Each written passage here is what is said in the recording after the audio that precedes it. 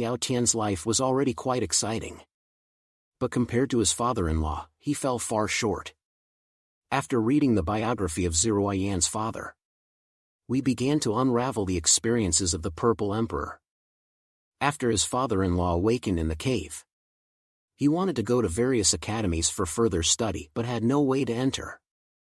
The county magistrate's younger cousin happened to be present. Challenging his father-in-law, they had a confrontation. This commotion alerted the mentors of the academy, and they accepted him as a student. This was indeed a fortunate turn of events in his father's turbulent life. Suddenly, Xiao Tian spoke, suggesting that there might be a problem with his father-in-law's life experiences. Zhuo Yan raised her head slowly, asking, "What do you mean?" Xiao Tian explained that when his father-in-law first entered the academy, he probably had few resources. However, he quickly encountered a challenge from the county magistrate's son and won several elixirs and spirit stones. Zhuo Yan continued to read the memorials without much reaction. And the talented young lady who had proposed to break off the engagement believed that his father-in-law was doing this to save face for the county magistrate's son, so she took the initiative to provoke him. The county magistrate's son, aware that his woman had been humiliated, came to challenge his father-in-law for the qualification to prove himself in a duel. His father-in-law won. The county magistrate's son secretly mobilized his father's forces to besiege his father-in-law. However, his father-in-law fought back, seized the spoils of war, and acquired a significant amount of resources. The prime minister repeatedly dispatched his subordinates to deal with his father-in-law. The prime minister sent troops to besiege the rebellion and uprising in Luoxian County. During each battle, the father-in-law was able to capture substantial military supplies, provisions, and territory. This continued until a direct confrontation with the prime minister, who personally led his army. The father-in-law engaged in an intense battle with the prime minister, grappling with the four great guardians, and he achieved a breakthrough in his cultivation level on the battlefield. He first defeated the four great guardians and then claimed the prime minister's life, which was the conclusion of their long-standing feud.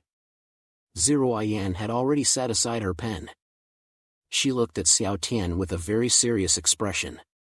"Is that what you read in the emperor's records? If you look at the results and gains alone, the prime minister of Dahan could have easily solved the problem from the very beginning by sending the four great guardians. He kept sending experience, equipment, money, land, and provisions. In the end, he even sacrificed his own life to elevate your father-in-law's reputation to its peak." Zhuo Yan quickly got up and walked over to Xiao Tian. She took the emperor's records from his hand and examined it carefully. Xiao Tian continued, "After being adopted by the old scholar who made a living writing novels, your father-in-law began a life that resembled the protagonist of a novel." Zhuo Yan stood in silence, deeply affected by Xiao Tian's revelation. The legendary life of the founding emperor of the Great Flame Empire could have been manipulated by someone, Xiao Tian said. However, Zhuo Yan quickly regained her composure and said, "Don't spread this speculation. I've been making rapid progress in my recent cultivation, and it won't be long before I reach the 10th stage of the Holy Realm," she continued. "Don't be afraid. No matter what happens, I will protect you completely. Any conspiracies or tricks are mere jokes in the face of absolute strength. After all, it was I who brought you to the southern wilderness. I am responsible for you until the end. Even if the situation reaches an irreparable point, if someone seeks your life, they will have to step over my dead body." At this moment, a stunned Xiao Tian exclaimed, "I'm not afraid either. I was just casually analyzing the content of the book and sharing my thoughts. How did the topic suddenly shift to me becoming a protective prince for the powerful empress? I was just thinking about how the empress can flirt with me anytime," Xiao Tian thought. "I've been trying so hard to keep a low profile, but I can't seem to hide my charm, can I?" As Xiao Tian pondered this, he began to feel drowsy. Zhuo Yan stretched her body and saw Xiao Tian not far away, listening to his breathing. She sighed and said, "It's really nice to have someone to keep you company.